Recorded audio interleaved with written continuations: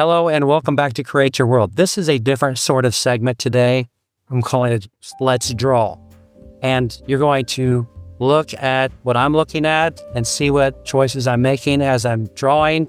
And I have been out of practice, so it's going to be rough for a while. And as time goes on, going to add more details. We're going to add more lights, more shadows. It's going to get better and better. But for right now, just bear with me as I relearn, kind of like Tiger Woods having to revamp his stroke, having to retrain my muscle memory in my hands to draw what I see.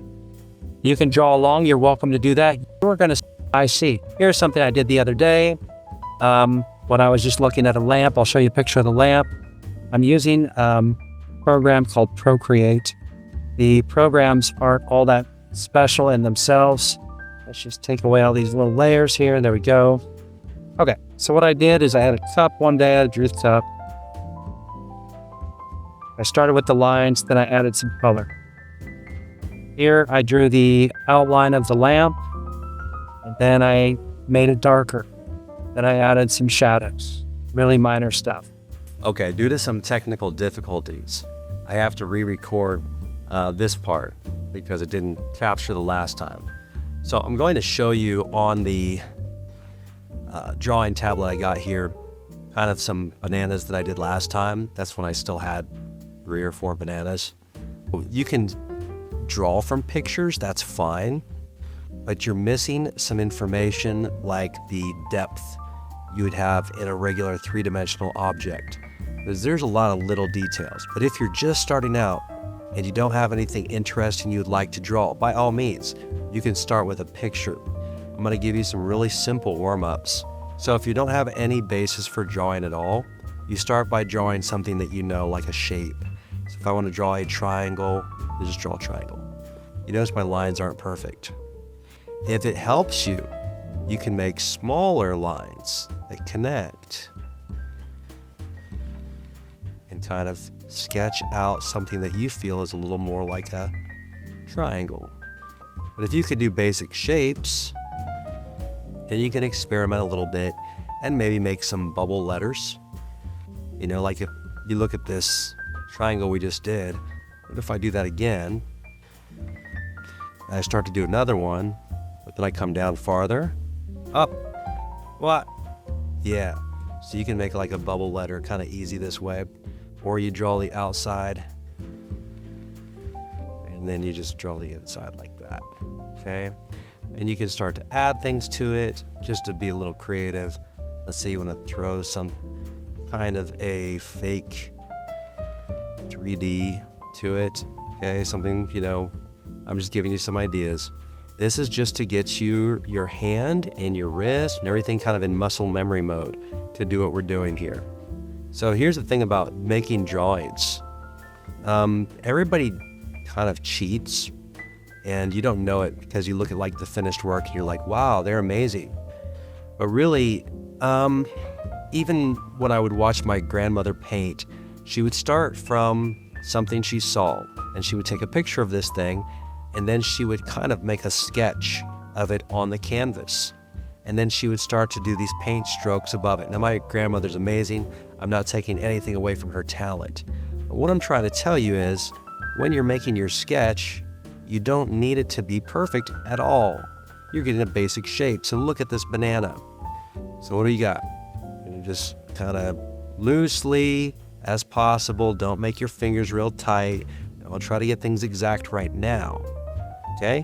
I'm getting the basic shape down. See that? And then this is going to come up, and it's going to have maybe something coming off here. Okay? Because that's what I see. And then I might even include, from my point of view, it's like this. It's here. Because it's sitting on a little stool I have set up. I can add details to that later or not. It doesn't matter. Okay, but I like to kind of know a little bit about the scene. I never stick with one object. I do have a focus on one object to make it the most detailed, but it is not the only thing in the scene, and it never will be. Also, if you're worried about the straight lines, my lines aren't straight enough. Everything's not exact enough. Yes, you can have software do that for you, that's fine, but please keep in mind, that straight, rigid lines do not exist in nature. So depending on what you're making, you might need the straight lines, especially if it's going to look nice and be on a big poster or billboard. But for most things, do what you can. All right, so now I'm going for my little sketch pencil. Let me do this actually the smarter way. I'll open up my layers, and I'm just going to name this layer. I'm going to call it sketch, I guess. You probably can't see the keyboard where you're at. I want to put sketch because I'm naming my layer. I'm going to add a layer on top, and it's going to be a better line than I just did. So I'm going from my sketching to more like my drawing tool, where I've got something that's going to drop a thicker line than what I just did. So now going back in on my new layer, and I am pushing a little harder with my pen here. Could I have done this with a traditional pen and paper? Absolutely. Might have even been faster, but it's a little harder to show you when I do it like that. What do I prefer? To be honest, I like charcoal and Conte quite a bit. It's almost pastel-esque because you can be really sloppy and you get something really fast and you can clean it up as you go, which is really cool. Okay, so I'm just kind of cleaning stuff up at the same time as I'm drawing here. You might notice it's not getting a whole lot cleaner. The lines are still messy, especially if you're very critical. Absolutely. What do you not see here? You don't see a lot of color or shadow. I'm going to do that later. Okay? I'm going to darken. Right now, I'm working on the shape. The main shape of the banana that I'm drawing. Okay? There's that. I'm okay with that. For right now, that's perfect. Okay? I might even refine this line back here, since I'm such a stickler for putting this in. That's okay. You notice the line's getting a little better. I already had kind of a reference. But also, if your lines curve a little bit, it adds character to your drawing. So don't think you always have to change it. Now, if you're doing work for a client, they might not like it. They will tell you, and you can change it accordingly. Okay, so let's pretend I'm okay with this. I might even add a couple little dots. That's probably details that aren't even needed yet. Okay, now I'm going to do something fun. I'm going to go to another layer. This time, I'm going to throw some color. I'm doing this before I do the ink. And you can do it either way if you'd like. But now that I have this selected, I'm going to grab something that is going to give us some color. Let's choose maybe just a regular yellow color is fine. I'm not going to go too crazy with the yellow. Let's just give this thing some color, right? Okay, first, I'm just going to go like this. A little basic. Okay, jump that to a different yellow. And I'm going to make my brush size a little smaller. Now that I've got the base yellow down, I'm going to kind of choose to add a little bit lighter yellow in parts. Not over the entire thing, because this is kind of a cheat to doing some of the highlights. If you want the ultimate cheat to highlights though, you just do a layer where you put almost white down, and then when you're doing your shadows, you put almost black down. You blur them out, and then you lower what's known as the opacity, how much you see it. And that's kind of a cheap way to do it too. Okay, so I got that to a place I like it. I'm gonna sketch in a little bit more of that. But since I've already laid one layer down with this type of yellow, it should layer on top. Hopefully it doesn't make me a liar here. It looks like it's okay. And if you're just now turning this on and looking at it, it might look like I'm just doing some kind of kid's drawing. That's okay too. All right, so I'm okay with that. I'm not trying to get this thing perfect anyway. Maybe what I'm gonna do is I'm gonna add a layer. This time I'm going to try to maybe even add cleaner lines. So now I'm going to what some people would call like the inking. Here we go. Now again, if you don't want the strong outline, I don't recommend you do this. I'm doing this really just for the video. If you ever see some of my drawings, you'll notice I don't always do this.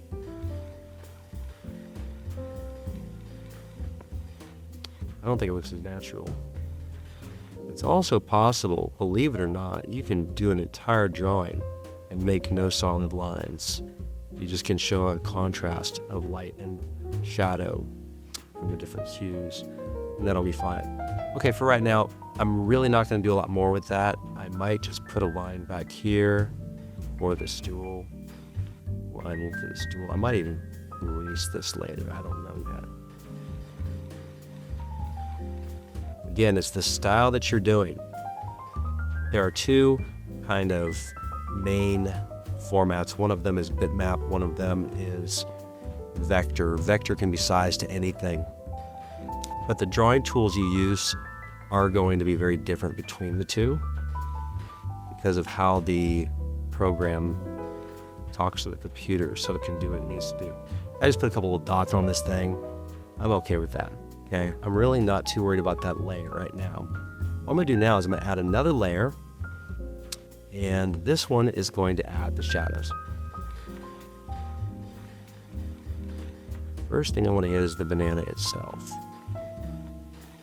You know, if you are looking at anything that you are drawing, pay attention. There's not a single shadow, and the shadow's not one solid color. It actually kind of goes in steps, but you have to look really close sometimes to see that. You know, on the other side, I see that there's a pronounced shadow. Again, I'm trying to respect the boundaries of shape that I drew. If you're not using the lines to make the object, you don't need to do that step. All right, now also underneath the banana, there is a very nice shadow right here. You're probably looking at it and saying, oh my God, he's just scribbling. Yeah, maybe I am a little bit. Okay, I kind of want to just get some darkness down here. Get some more darkness right here. I'm going to over exaggerate on this a little bit. I'm going to use a smudge tool a little bit. Just kind of work on the edges.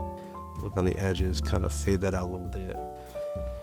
Again, I'm only on the layer that's got the shadow, so it's not like I'm going to hurt my other stuff. You can already see shadow's looking a lot more blended in now. Also, you see some really ugly lines here. So now I'm going to use this eraser tool, get rid of the stuff that cannot exist. Get rid of the stuff out here. That stuff can't happen. Shadow needs to be connected to something, right? All right, so get that off of there. Now, if I want to go back through my layers and see what I'm okay with, like, okay, that was my hard line. Now you see, I like the look of it without the hard line. Let's pretend that needs to be there. We'll take it away for now. Here's the color. Now you got the banana without this, okay? This was kind of my second sketch. This is my first sketch. Now when I take the first sketch away, you can see it already looks cleaner. And that's what I meant by kind of a cheat. Now what I'm missing here, I can see that I don't have a line on the bottom because I relied on my sketch too much. Okay, so what I'm gonna do is, I could just do that, but I'm not gonna do it. I'm gonna go back to my sketch layer. And it's my second sketch layer where I used this little pine is the name of the brush I'm using. Okay, it's basically a thicker pencil that drops a. Oops, yeah, is my color okay? My color's okay. I'm using the same thing so it stays consistent. Okay, and I'm just giving the shape a little bit of a fine here. Okay, I can also use this. You want to be careful about using this for the shadow. In fact, I want to jump over to the other layer to do that. Jump up to the shadow layer. Because you can't change it if everything's on the same layer. Difficult to separate, right? Okay, so I'm going to just darken this a little bit, I'm still using the exact same tool I had. And now I have a little bit more control. Now, if you were looking at what I am looking at, let's get some of this off of here first. Okay, we cannot have floating shadows again. You look at the surface of the stool though. You see some of the yellow from the banana reflecting off of that surface. I actually want to catch some of that. So let's go, actually I'm going to select the yellow, but I want to make a new layer because this isn't really the banana doing it. And if I need to take it away or do something to it, I want it to have its own space. It's kind of a highlight spot. And if you're following along with me, you don't need to go through all of these steps and put all these little highlights and shadows if you're just getting into drawing. Your main thing is you practice looking at something and trying to draw what you see. This is definitely not beautiful, definitely not my best work. I also see that some of that banana is lighter. Remember, I am on a layer that's not the one I did the color for the banana in. The other part of this is whatever layer I have on top is going to show through. So if there's something I need to change the order of later, I will. That's not what I want to do. Let's get that out of there. Get out of there. Okay. So I'm going to do an experiment with this, okay? We're going to go back to our original color layer. And I need to see something there. I need to go back. Let's just hook this thing up. Let's make it much more yellow. I need to do something to the banana. And you're not going to see it if I don't make this change. So forgive me if this part's a little ugly. I'm okay with that. You got to be okay with it. When you're drawing things, just relax. Try to be as free and loose as you can. Because if you stress about it, it's going to be bad. And I'm a little bit of a perfectionist at the end. I'll spend way too long on something. I recognize that. Okay, so back here, let's grab these layers again. I'll take this away. This one. Okay, so my shadow layer is above the yellow layer. That's why you can see it, and I didn't paint over it. Now when I got to my highlight layer here, let me change something that I want to change. I want to go to the brush tool again. On my color, I actually want to take white. And I'm not going to go so heavy with this one. I'm going to raise the brush size up a little bit. I don't have a hard brush. Okay. Now watch what's happening. Oops, that's too much. That was way too much. I'm just going to come in here gently. Start adding a little bit of this highlight in here, and you can see it. I'm trying to be gradual so it's not so extreme. Right? What I'm really looking at is a little diversity in the color, because it's real boring just to see a flat color of a banana, right? Okay, now if that's too much, again, you can lower the opacity. That's one thing you can do. I can lower that all the way down. I can bring it back up just a little bit. Let's bring it to about 60%. Okay, 60% is fine. There's that. Again, I told you could do this with the shadow layer also. So on the shadow layer, I want us to take that opacity down. Right? If your opacity is low, there's some extra stuff you can do. Okay, so now that my opacity is low and I'm on the shadow layer, let me go back to my brush tool, grab a darker color. Let's just give it the charcoal color we've been using. And I'm going to come back in and I'm going to do some work on the shadows itself. Okay, just darkening some of these spots back. And I'm bouncing around, going back and forth. If you're focused and you're just trying to get through it, you don't need to do what I'm doing. I'm doing a lot of this just for example. Yeah, I'm noticing something here. I put a highlight in the wrong spot. Okay, I can fix that. And no problem. Let's drop this down just a little bit more, a little bit more. Okay, what am I doing here? I'm mostly just experimenting. Okay. Now let me come here with the smudge tool again. Back, well, a little bit of back.